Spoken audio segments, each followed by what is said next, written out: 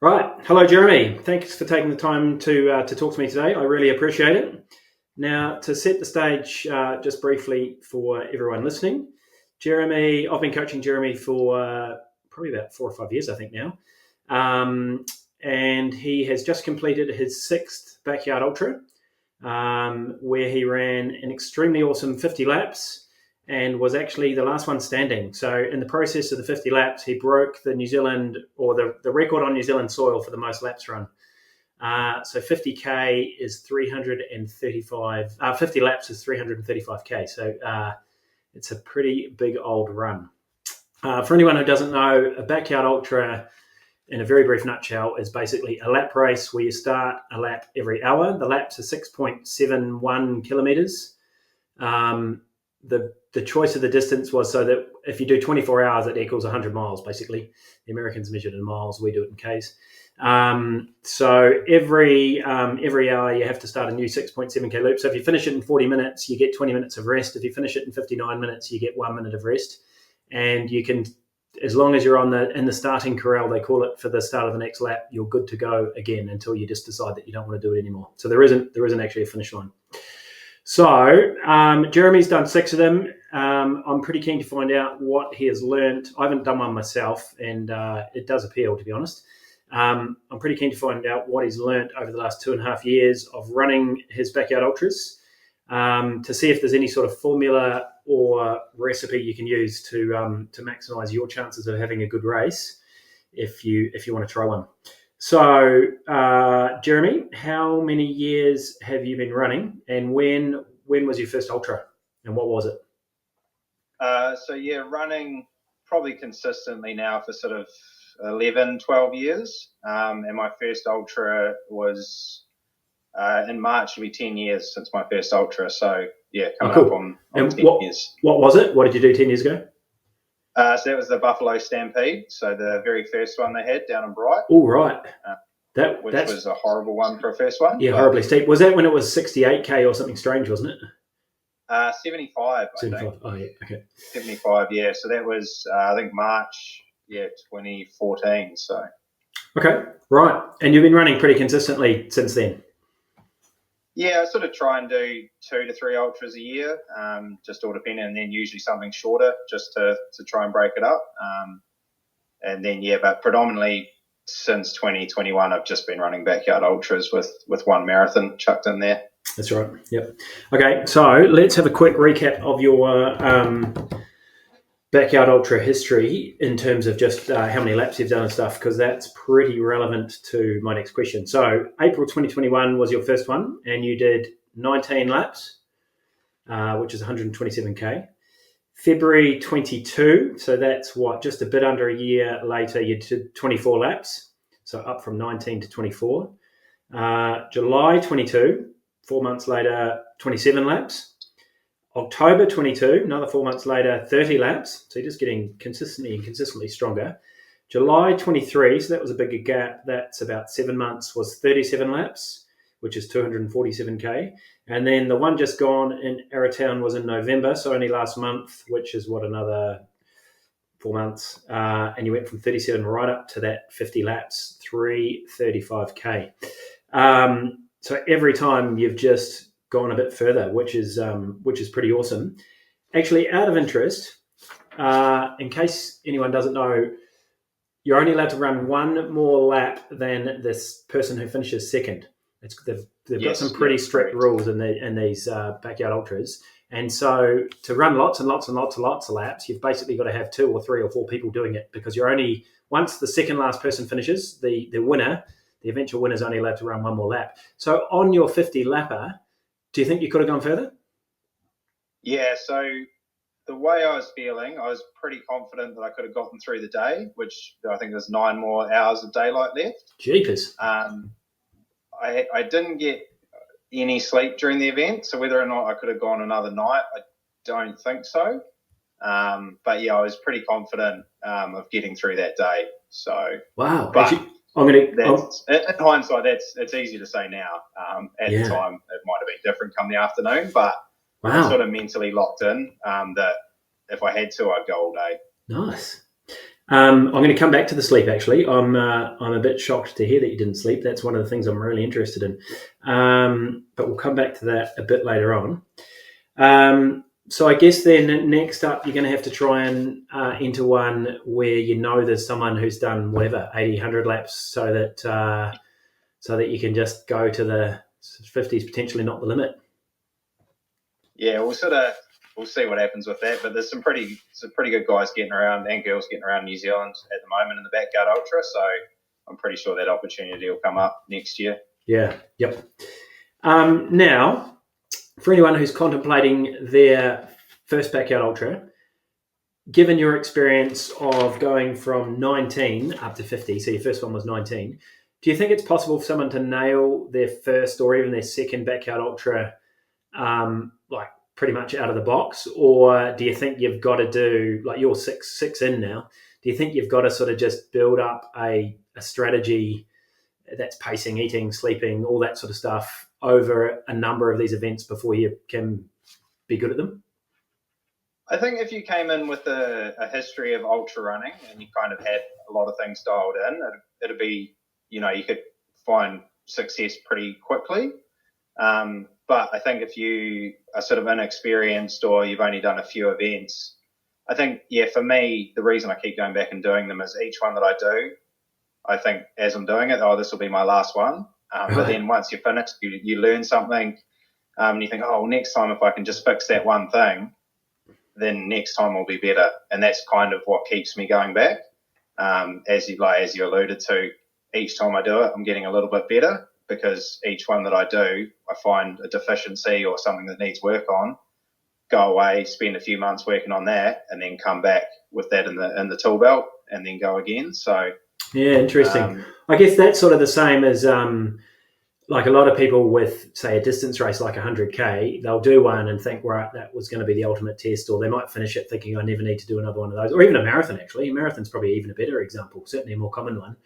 People finish one, I'm never going to do another one of those. And then within a couple of days, you're sort of starting to think out strategies of how you can get faster. So you're thinking of how you can go further, but the rest of us, for these sort of like, if it's a specific distance, you're trying to go faster. So I guess it's no different from that perspective.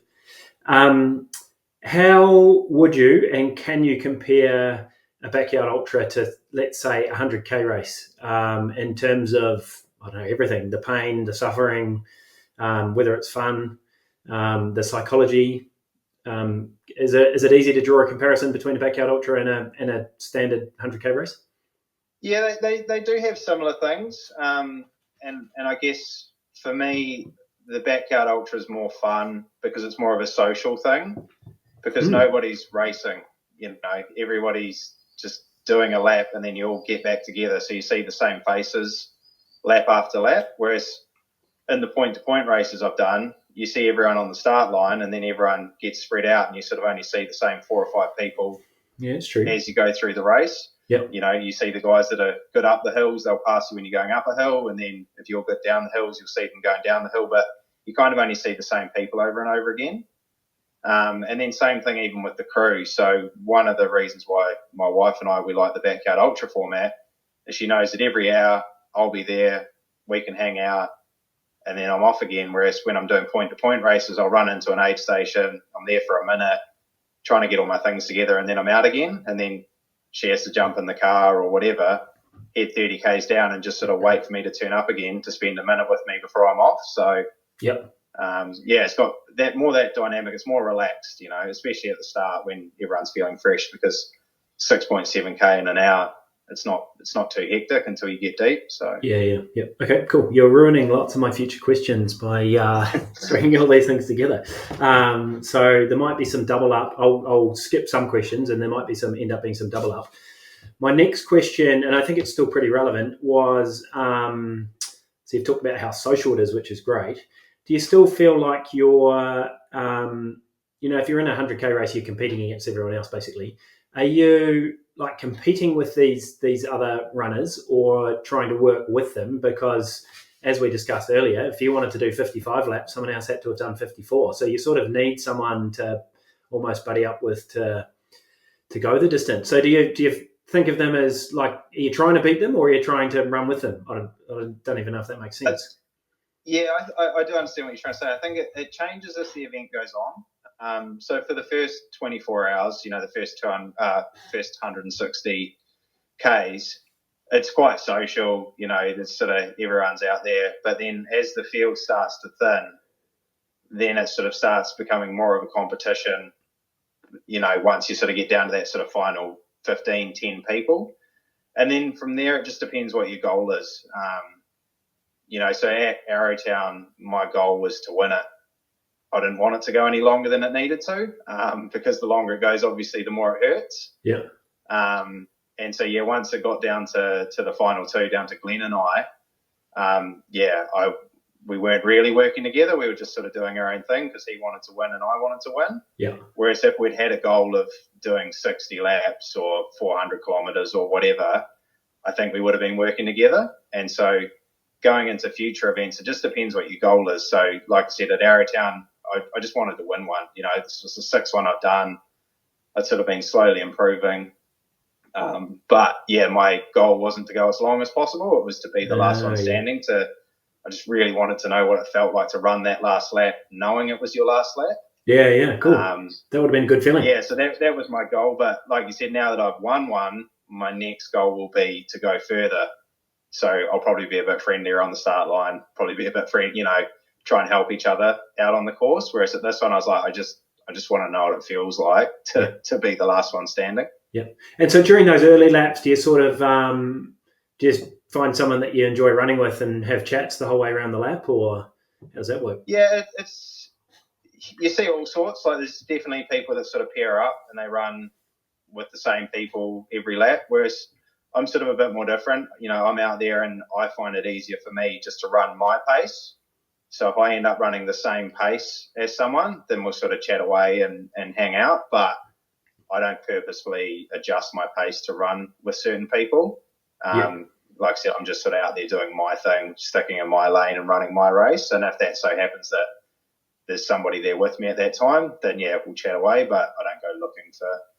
Okay, cool. That actually leads nicely into the next question, which is sort of a bit more race specific. But do you have an ideal lap time? And I guess that changes throughout the course of the race as you get more and more fatigued. But there's obviously a trade-off between, say, running a 42-minute lap and getting an 18-minute gap. I hope I've got the maths right there. So that you get a bit more rest time, potentially time for a little micro nap or something, or food, versus running a bit slower and getting more rest. Do you feel like, do you try and stick to any sort of formula with how long it's going to take you to run a lap so that you can sort of pre-organise how long your rest is going to be? Yeah, so it depends on the course. Obviously, depends on the elevation and how technical it is and things like that. But for me, I've sort of found that if I run within myself, whatever that time is, that sort of seems to be where I aim. Like I like coming in sort of around that 48, 49 minute mark, to give yourself that sort of 11 or 12 minutes just to eat, get off your feet, and do those sort of things. And then sort of, I don't really get back out of my chair and head to the crowd until sort of like 30 seconds left in the hour. Right. Where some guys are out there sort of 2 minutes before hanging out, waiting. But I sort of try and give myself as much time back in the village as possible without exerting myself too much. I try and keep my heart rate low. I try not to run so I'm sweating, just trying to, really keep it within myself in that first day, so that I'm not paying for it on the second day. Yep. Okay. I'm going to come back to some of those points again, actually, but let's talk about food. Do you start eating right from lap one, or do you wait a few laps before you're getting into nutrition, or what's your strategy around that? Yeah, so I actually, between my fifth and sixth backyard ultra, I actually started working with a nutritionist. Yep. And so I think that's a big reason why there was such a substantial jump from the fifth one to the sixth one. Yep. And what she did is she actually developed me a plan that for every hour she would have something listed that I would have to eat. Yep. So that starts right from even before the race with breakfast, like eating the right things for breakfast. But every lap there was something to be eaten. Right. So every lap I got back, there was a bowl of food. And yeah, that goes from lap 1. And I think she did me a plan for 96 hours. Wow. Which was ambitious for me to follow. Yeah. But she actually works with Phil Gore, who did have the world record for the backyard ultras. He did 102 or something, didn't he? Yeah, 102. So yeah, she's pretty familiar with the format. Yeah, right. And I think I told her I wanted a plan for 72 hours. And she said, oh, well, we'll do 96 just in case. So, but yeah, there's something every hour. And something different every hour. Yeah, and basically I think, I'm not 100% sure on the science, but I think the way she works it is that we're aiming to hit certain amounts of carbohydrates and salts. And she averages it sort of over a 4 or 5 hour block, so that some laps I'm eating a lot and some laps not as much. Okay. But over sort of a 4 or 5 hour period that I'm hitting the numbers that she wants me to hit. And a whole variety of different things. Like, are you talking bananas or like peanut butter sandwiches or pizza? Or bananas, sandwiches, pasta, rice, dried fruit, a lot of tailwind. And yeah, like I said, and then I had a whole list of alternatives. So if I got something that I was just sick of or couldn't stomach, I'd have to pick something off the alternative list. But basically, yeah, food had to go in every lap. Wow. And to give Robin some kudos, was she there for the whole 50 hours? Like, who's organising your food box?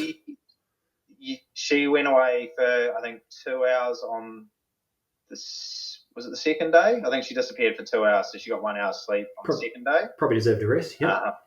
And yeah, the other guy that was crewing for me, a mate of mine, I think he got 2 hours on one of the days as well. So I think, yeah, they got about an hour and a half sleep each for the whole event. Wow. Big commitment for the support crew too, isn't it? Even though, like you said, it's huge. Easy logistically because they can stay in the same place and see quite a bit of you, which is pretty cool.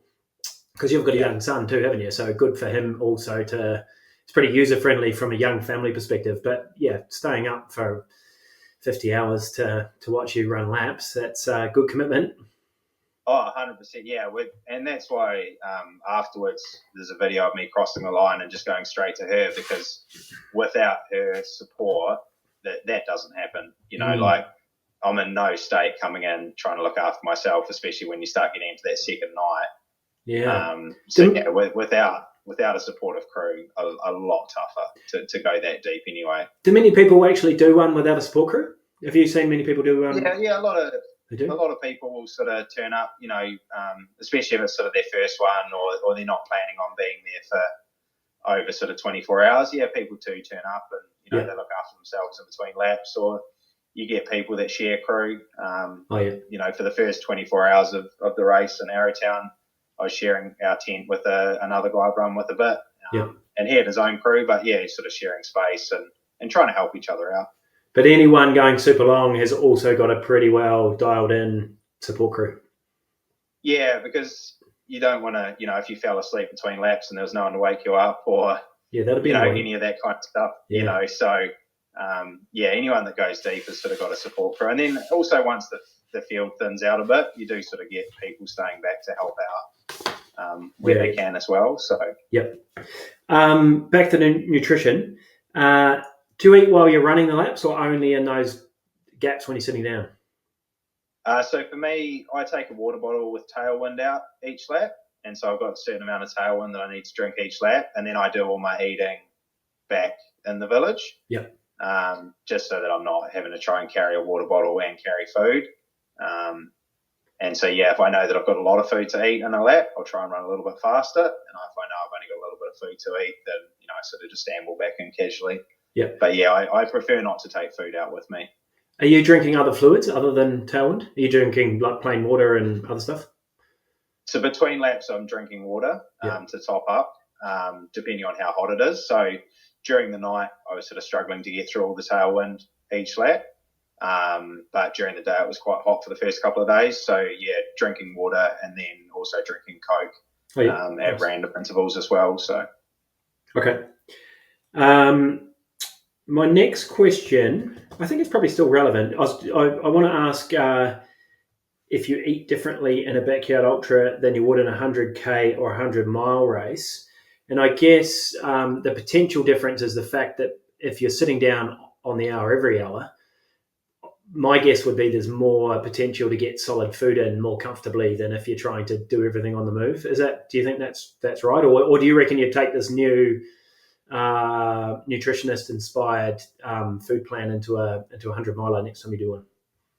Yeah, so I've never raced a 100 miler before, so that's actually my next race coming up. And my big downfall when I used to run 100k races is that I wouldn't eat for the second half, and the wheels would fall off, and it'd be all horrible. I know what that's like. So I'm actually still working with the same nutritionist to come up with a plan. Cool. Which I think will follow the same sort of principles, but one of the things that we've discussed is obviously I don't want to be carrying around Tupperwares of pasta or rice. Yeah. So it's about because I'm going to have to carry a lot of the stuff with me, getting the same, obviously, food in, or the same, volumes of carbs and salts and things, but in smaller packages. Yeah. Or trying to time things around aid stations where I can have a drop bag or things like that. So, we've just started planning for the next race.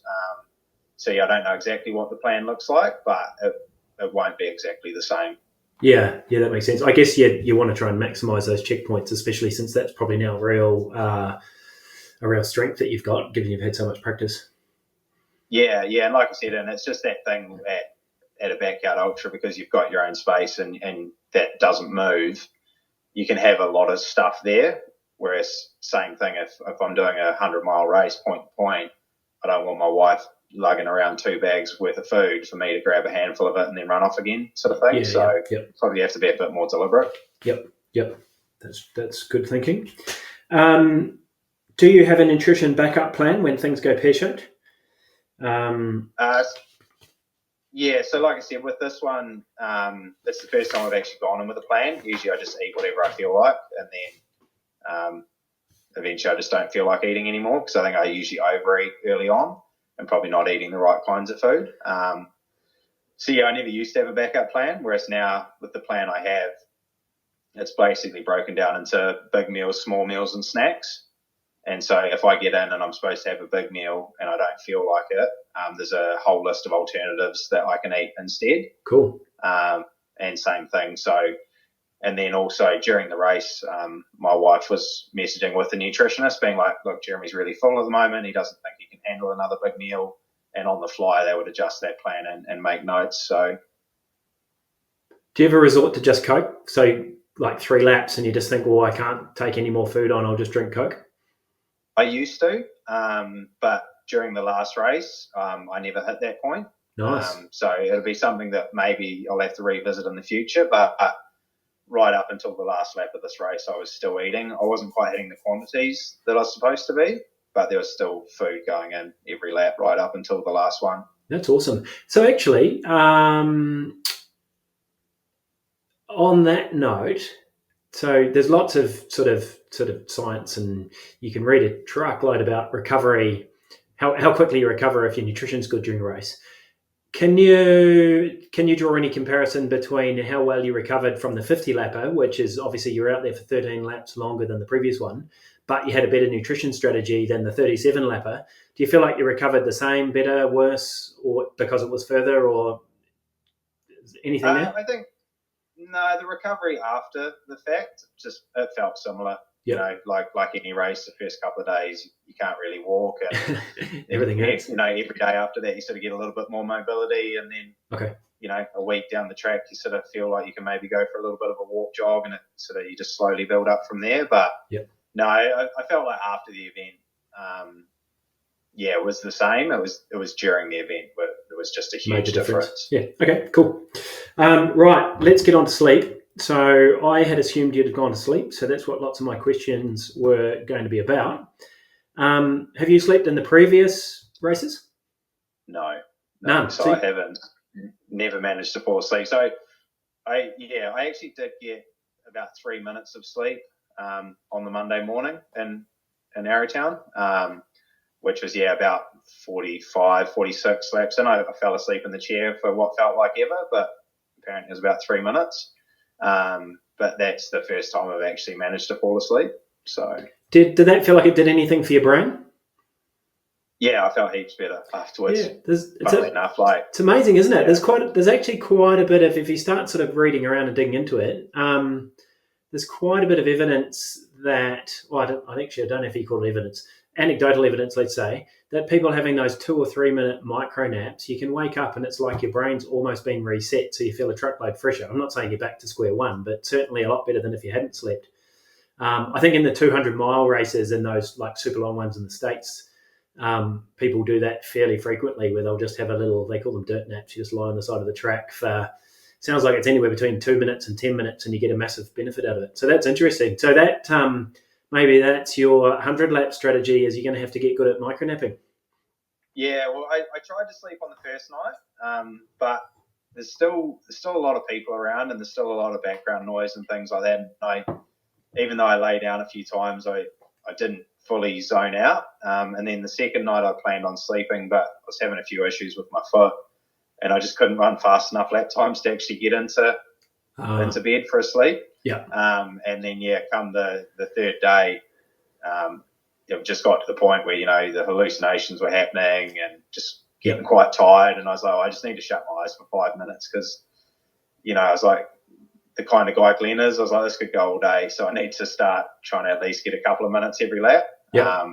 Otherwise, it was getting pretty rough out there. Do you know if he was sleeping? I'm not sure. Our tents are on opposite sides of the village.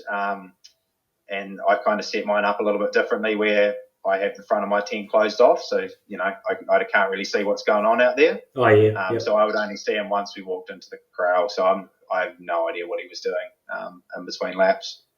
What do you reckon the cutoff is for being able to get a nap in? Like, do you have to finish a 48-minute lap in order to be able to get yourself settled enough to get a 2 or 3 minute sleep?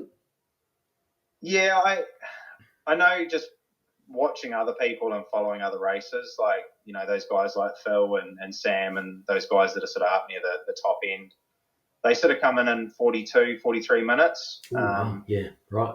Overnight, and then that's when they're doing their sleeping. So, I think to get sort of a decent sleeping, because you need a couple of minutes to get in, let your heart rate come down, but then you also need a couple of minutes at the other end just to get up and actually get out and, get a little bit of food down and get back in the corral. So, I think to get decent sleep, you'd be wanting to come in around that 45 minutes, but like I said, I'm not really the one to talk to with this because I haven't managed to nail it. Yeah.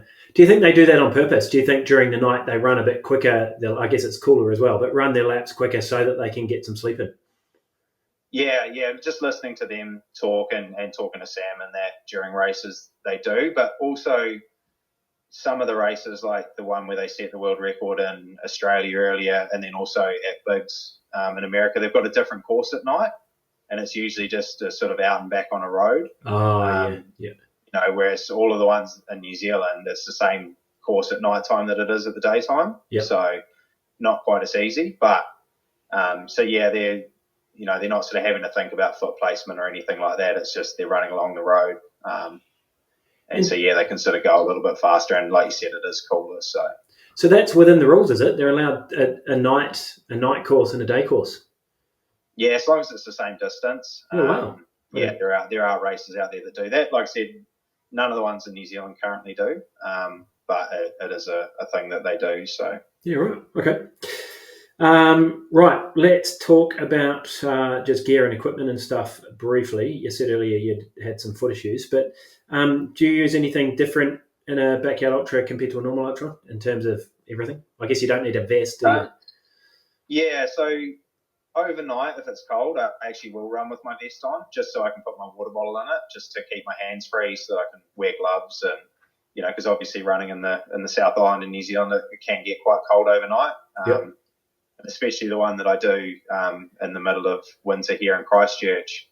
There's sort of 15 hours of darkness and it gets down to 0 degrees, -1, -2 overnight. So, I wear my vest overnight. But, during the day, it's just pretty chilled. I just take a soft flask with me each lap. Yep. And then just dress appropriately according to the weather. If it's hot, sort of wearing less clothing, and if it's cold, just have the long sleeve on. Do you change all of the gear stays? Do you change shoes every certain number of laps, or depending on how your feet are feeling, or? Any plan So around that that? was the problem with the last race, is that, I kind of found myself about 180 Ks in and was still in the pair of socks and shoes that I started in, which in hindsight was a big mistake. And so, I switched to a pair of old shoes, which felt even worse, wore them for probably 50 or 60 Ks and then ended up switching back. I think I went through 2 pairs of socks and changed my shoes 3 times, which, in hindsight was a terrible idea. Well, so what would you do? Would you change more regularly next time?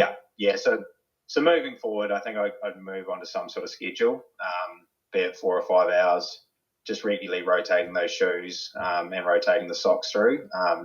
So I actually ended up with quite a lot of blisters at the end of this last race, which I didn't realise at the time because I was sort of that tired. But by the time I took my shoes off at the end, I was like, probably should have been taking better care of my feet as this had gone on.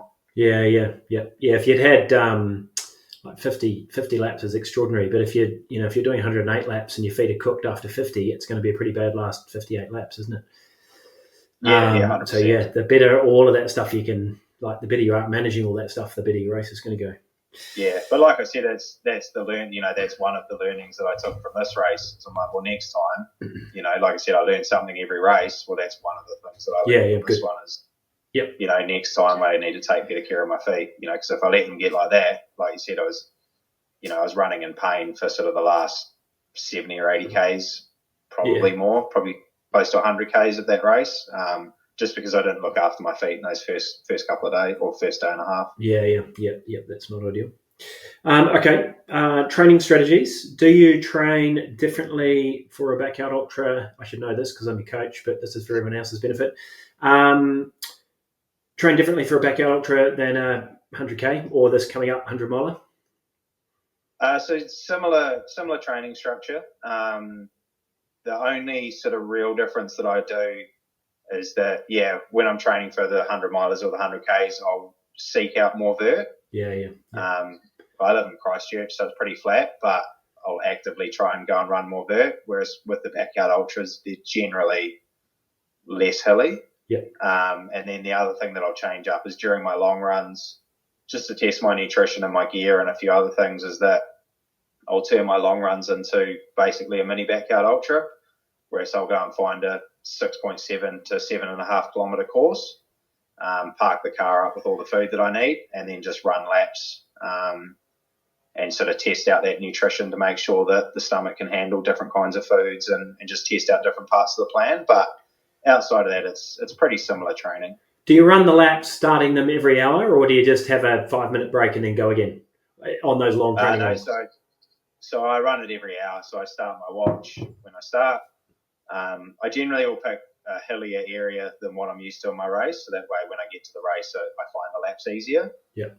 But I treat it like a backyard ultra. I try and keep my heart rate down. Yeah, cool. I get back in and sort of whatever that time is, 48 to 51 minutes. Yep. And then I sit in my car, I eat my food, and even if I'm finished eating at 55 minutes, I just sit there for another 5 minutes, let the heart rate come down, and then start again right on that hour, just to sort of simulate what it's going to be like on the day. Good. Okay. What was your biggest week of training mileage-wise, do you remember, in the lead up to this 50 lapper, roughly? I think we got up to sort of 95 to 100 Ks, somewhere around there. I think was the biggest week that we sort of hit. Okay.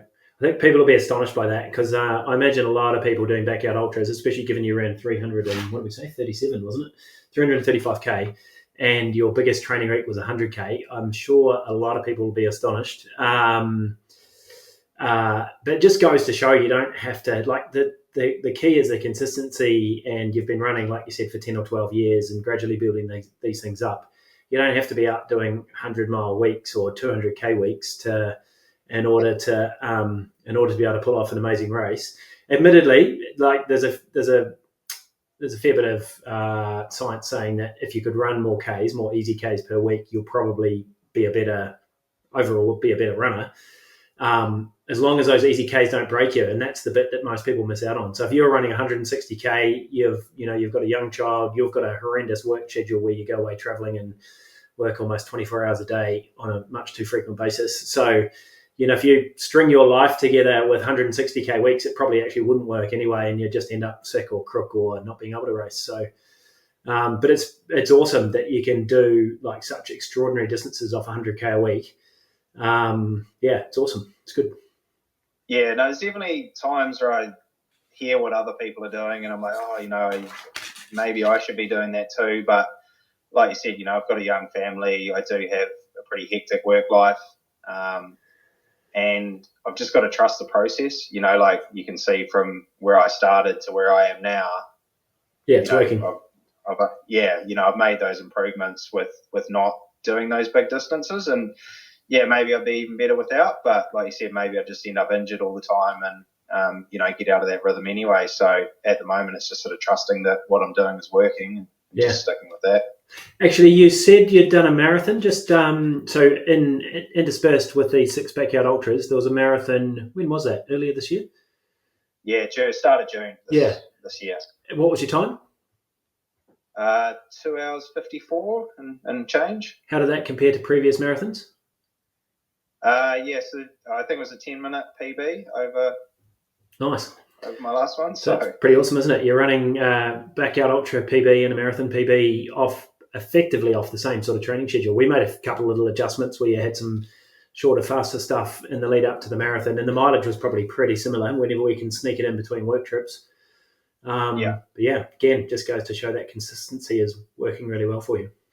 Yeah, so I think the marathon PB was the first week of June, and then ran a Backyard Ultra PB first week of July. So nice. I think we had 4 weeks between, which I remember you said wasn't advisable, but we made it work. So. Yeah.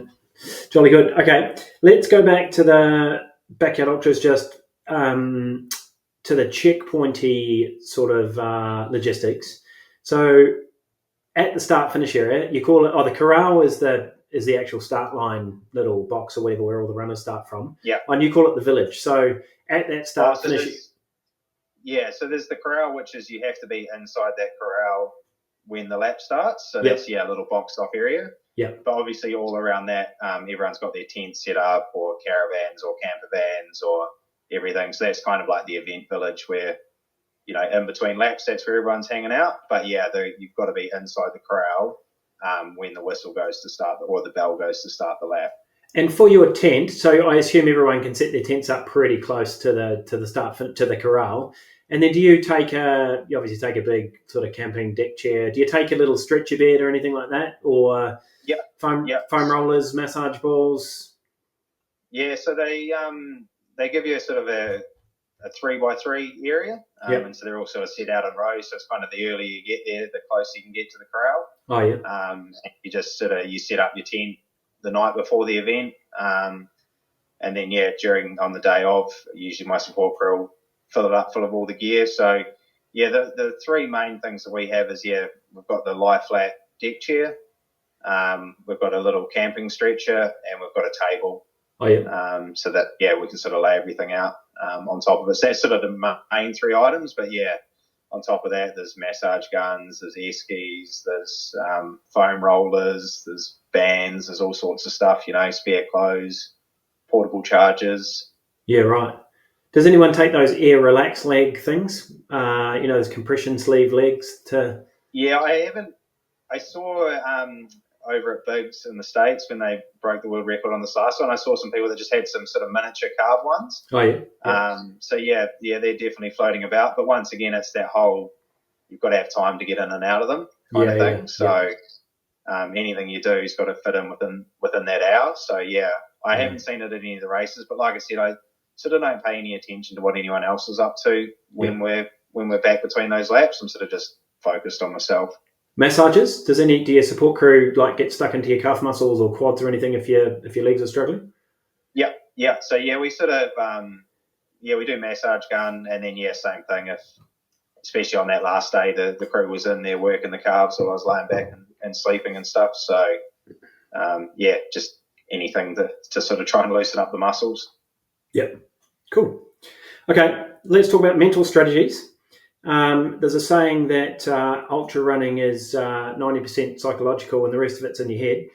I I think that's probably even more the case with a backyard ultra, just because there is actually no finish line. You can go for as long as you like until the last person doesn't finish anyway. You've got to get to a point, probably multiple times, I imagine, when you're out for so many hours, where you're feeling like crap and you just ask yourself why you're doing it. What does that happen? And if it does, what makes you start the next lap? Yeah, 100%. It definitely happens. Like you said, especially when you've been out there for a long time, you're just like, why am I doing this? And yeah, I think everyone's got a different reason why they're doing it. But for me personally, it's just trying to be a good example to my boy. I'm always telling him that, you got to do your best and you got to try hard and all of those kind of things. And so whenever I feel like, I'm quitting or I don't want to get back up, I sort of think, well, what am I going to tell him in the morning? It got too hard, so Dad quit, kind of thing, So, sort of just try and play that over and over again, try and sort of keep that in the back of my mind. But yeah, when you get tired or you're sore or whatever, it does become a battle. Yeah, and it must be, I understand what you're saying from your son's perspective, and I think that's true and it's good. But who's the judge of whether 40 laps is going soft? So what's to say you're 40 laps in, everything's feeling like shit, you really don't want to do another lap. How's he going to know the difference between 41 laps and 40 laps? Or is it's more what's in your head, isn't it? He won't know, but I will. Yeah, right. And don't get me wrong, I've stayed in the chair and not gotten up for laps when I don't think that I can do another one, because that's the cruel thing about a backyard ultra is if you start a lap and don't finish it, you don't get credit for it. Oh, yeah. But yeah, for me, I need to be sitting there knowing, or at least believing, that I don't think I can do one more lap. Okay. And so I guess that means not coming in within the hour, I guess, doesn't it? Yes and no, because there's been times where I've put 100% effort into a lap and you come in 58 minutes and you think, I don't have that again. Yeah, okay. Yeah. Whether or not you don't, but it's like, at that time when you've been awake for 24 hours or 30 hours or, and I've had a few races as well where I've had quite bad ankle pain. Yeah. And you start thinking, if I go out and do one more, am I actually going to do serious damage? Or is it better to sort of call it here? So, it's definitely a mix. There is times where I probably could have done one more and didn't go out and do it. But at the time, the way you're feeling and with 200 Ks in your legs, you certainly believe it. You look back the next day and you're like, oh, maybe there was one more there, but yeah, that's ultra running for you though. That's like it's the same. Could I have gone a little bit faster in a 100K race? Yeah, and you often ask yourself that question the next day: was I a bit soft? But yeah, I think you can rest assured you've gone pretty hard every time. Yeah. So that's, like I said, that's what keeps me getting up. Like I've had a few where I've just been a bit cold or a bit tired, and I thought, if I just stay in the chair, it's all over. But that's what keeps getting me up. But yeah, it's when you get deep and it takes a lot more effort to come in and sort of with 5 minutes to spare that you sort of start getting in your own head and the negative thoughts come in. So, and that was one of the other things apart from nutrition that I've worked on from the previous one is I think I got in my own head a little bit. Whereas, I was like, well, that's, I'm not going to let that happen on the next one sort of thing. Yeah. Do you school your, like Robin and the support crew up to try and encourage you to get out for another lap? Like, what's their, what instructions have you given them pre-race or during the race even? Probably pre-race. Yeah, so usually it gets to a point where my wife and I will just have an argument about whether I can go back out or not. And she just can't be bothered arguing with me anymore, and that's kind of where it ends. But yeah, so that's the last one. You wanting to and her not wanting to, or the other way around? No, other way around. Her telling me to, and me being like, I've done 200 Ks, my ankle's sore, I'm tired, I can't do one more, and her arguing with me, and then eventually me being too stubborn and winning out. And then the next day I'll say to her, oh, you shouldn't have let me quit. And she's like, well, I argued with you for like 4 minutes straight. Like, what more do you want from me? So before the last race, we actually sat down and went through some things that she could say to me, if we got to that point. But luckily in the last one, because the nutrition was on point, we never got to a point where we had to have that discussion. Wow. I imagine a lot of And people so, have the yeah, opposite problem with their support crew, where the support crew just see how crap you're looking and think, oh, actually, this is just a bad idea. Don't go out. And they could pretty easily pull the pin on your behalf, couldn't they? Really, like talk you into it. yeah, yeah. And I think like that even happens in 100K races. I've heard of people that got into aid Oh, stations and sort of had a bit of a whinge to their crew, and their crew's going, "Oh, we'll just jump in the car then." yeah. Whereas, no, we're the opposite. And like I said, with my wife being my support crew, she also makes a lot of sacrifices that I can fit in my training and and do all of those things. So when I stop, it's not only me stopping; it's like I kind of feel like I'm letting her down as well. So Yep. that's why, and she knows how important it is to me to do well at these things. So that's why she'll argue with me and try and keep me out there as long as possible, which is what I want.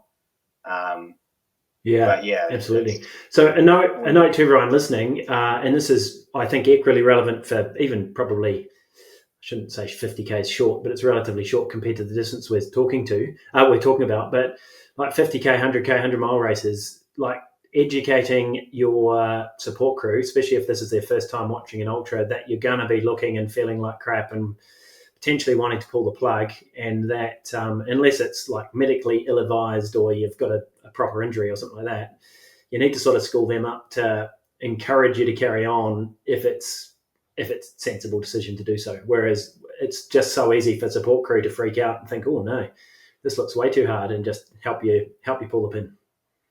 Yeah, and I've definitely got friends as well that, if they were my support crew, that would totally be their attitude, and that's why my wife runs she runs it all. Even when I have multiple people there, she's in charge. And yeah, right, nice. Because she's seen me look way worse during races, and she knows. And like I said, she knows how important it is to me. So you go through low patches where you're feeling rubbish and you never want to do another one, but she knows that tomorrow, if I dropped at that point, that I'd regret it. Yeah. She likes to try and keep me out there, and that's why I said, this last time we actually had a whole bunch of different things that, we'd talked about prior, that I was like, we'll just bring this up and discuss this, and instead of having an argument or a fight, let's, cool. Discuss these points, and that'll get me back in the right head frame, hopefully. Yeah, nice. Oh, that's good. God, you're really dialing it in. So it's pretty impressive, actually. So you're sort of like just every time, obviously going further, but just getting all these little strategies sorted out. And it sounds like there's still a few more you've got up your sleeve that can be tweaked to improve things. Yeah, 100%. Like when I first hit the 200 kilometers, I thought that was it. I was like, I've done a distance that's got a 2 in front of it. Like, I'm done. But then, a week later, I was like, oh, well, I had to stop, not because I was exhausted, but because I had an ankle issue. And I was like, well, if I fix that ankle issue, then what's possible? And then, so it's always just finding those little things just to make those little improvements, which can, they all stack up over time. Yeah. I guess your issue this time was somebody else not running more laps. Well, then, like I said, I didn't look after my feet properly. I didn't get the sleep required, and so, next time that I find myself in a situation, where I do have the opportunity to run more laps, I need to take better care of myself. So, it's always just those little things to work on, which keep you coming back. Cool. Now, next race is Tarawera Mila. Yes, correct. That's going to be interesting. It's your first official point-to-point, or whatever you call it, 100-mile lap, without it being a lap race with multiple rests. Going into it, it's only 160K. It must feel like it's going to be relatively short, does it? Doesn't necessarily make it easy because you can go faster, but the distance can't be that intimidating. Yeah, I'm not worried about the distance. Obviously, there'll be a lot more elevation, a lot more technical trail, and because I haven't raced a point-to-point race sort of over the marathon distance in almost 3 or 4 years.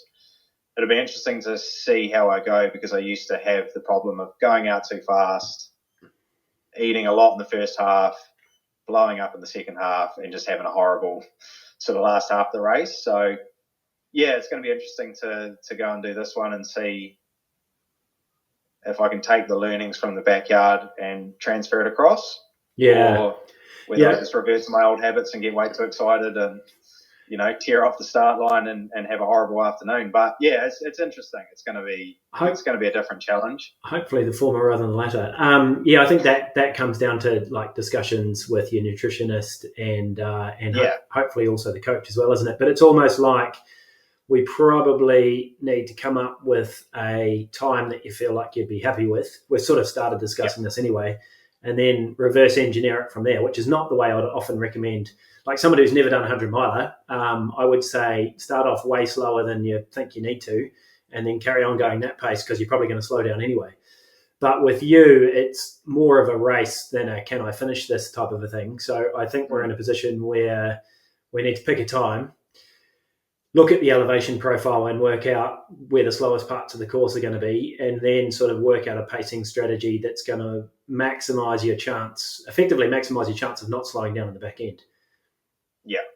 And then obviously... like I said, it's a different challenge. And yeah, that's why I'm looking forward to, after not having raced a long distance in a long time, or an ultra distance in a long time, just seeing, like if I can take these learnings and just sort of apply them and kind of get a good result. Because prior to backyard ultras, I wouldn't say that I've had a great result over sort of a 100k distance. It's there's sort of always been issues along the way with either nutrition or pacing or strategy or whatever. So we'll see whether I've learned anything in the last few years or whether it's still the same old. Yeah, I reckon if this one goes well, we might have to line up a 200-miler at some point. Yeah, I don't know. It's just racing that kind of distance just feels... You've already done it. Feels unfathomable at the moment, but... Yeah. Well, anyway, we'll see. Right. Thank you very much. I very much appreciate your time. Do you think we've missed anything in the tips and tricks of racing BYUs? I think the only other thing would be, obviously with the backyard ultra, like for me, I think it's a lot of people go to them to run their first ultra. Because there's no pressure. It's very social. You're seeing you're seeing everyone every hour. You're seeing your crew a lot. I think I don't think it's something to be intimidated by. Okay. I think if you want to go far, it's, it is a different format that you might need to do a few times to get right. But if you just want to go for a good day out or a good bit of fun, it's definitely a good format for that. And just probably the other thing from the mental side is a lot of people will have a goal of how far they want to run, and then as soon as they hit that goal, they're out. Yeah. And so, you'll get guys that are like, I want to run 100 Ks, which is 15 laps or 15 hours. They'll be coming in 51 minutes, and then they'll pull pin when they hit that because that was their goal. And mentally, once they hit that, their body sort of is done. Yeah. So, sort of just going in with a bit of a plan, like, are you trying to run a marathon? Are you trying to run your first ultra? But if you're trying to run as far as you can, you kind of need to keep that in the back of your mind that if you have a goal and you hit it, it becomes a lot harder to keep going once you get to what you thought that goal was. So, just a bit of that mental stuff that until you're out there, you don't really realise exists. Yeah, interesting. Very interesting. But I've got a friend here in Christchurch that runs them, and he had the goal of 100 Ks, got that. The next year he had the goal of going further, so he ran one more lap. Yeah. And even though he was in 51, 52 minutes, he didn't go back out again. So, right. Yeah. Was he happy? Yeah, he was. But that's my point. Is it depends on what your goal is. If your goal is to go as far as you can.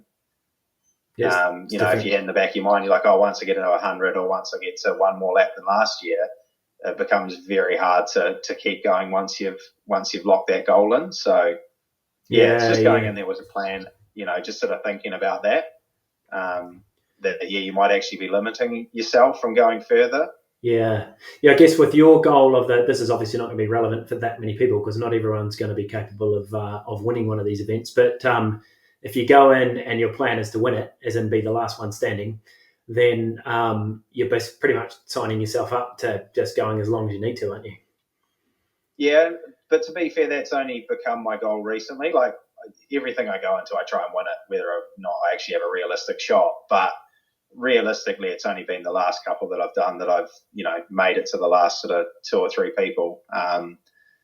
So before then it was, I wanted to get 200 Ks, and even though I had a sore ankle, I managed to get to 200 Ks and pull pin then. Whereas, in hindsight, if my goal hadn't have been 200 Ks, I probably could have done one more lap. So, wow, you could you could beat yourself up forever about these things. It's such a mental game, isn't it? Yeah. One of my things with running, my longest one's been 100 miles, but it's always, you might get 4 hours from the finish and feel like crap and want to walk or want to pull the pin or something. And what goes through my head is always, I'd rather just suffer it out for these next 4 hours than spend the next 6 months regretting the fact that I didn't put up with it for another 4 hours. So, but I don't know, maybe it's hard not to beat yourself up after a backyard ultra, because you could, unless you won it, that you could always maybe have done one more. Yeah, and that's the battle. So instead of going in with a goal now, I've flipped my thinking to now I just look at the milestones as they come up. So you look at, right, well, this one's a half marathon, this one's a marathon, the next one's 50 Ks, then cool. Get to 100 Ks and things like that. So I actually start, instead of thinking like I want to do X amount of laps, I hit a milestone. I'm like, right, what's the next one? And as Glenn and I walked into the corral with just the two of us, I sort of looked at him and I was like, well, it's 300 Ks next, and then he was like, oh, and then it's the New Zealand record, after that. So, he was sort of thinking the same thing. Instead of picking a distance we were trying to get, we were sort of looking at what's the next milestone that we can chip off, sort of thing. So nice. Yeah, just a bit of a mental shift. It's essentially same outcome, but just looking at it differently. Yeah. And then working out how to reconcile whatever you did the day after. That's got to be part of it as well, I think. Yeah. Yeah, so. Yeah. Awesome. Okay, that is very insightful. Thank you. I already wanted to do one. Now you've made me probably want to do one even more. Unfortunately, doing one probably means you have to do about 5 or 6 to do a good job of one. But anyway, we'll see what happens. I'm not sure if I'll be allowed to. But get the first one. Get the first one in the bag and then see how you feel. Yeah, absolutely. Legend. Thanks, mate. It's been great to catch up, and I'm looking forward to seeing how well you do at Tarawera. Cheers. Thank you very much. Cool.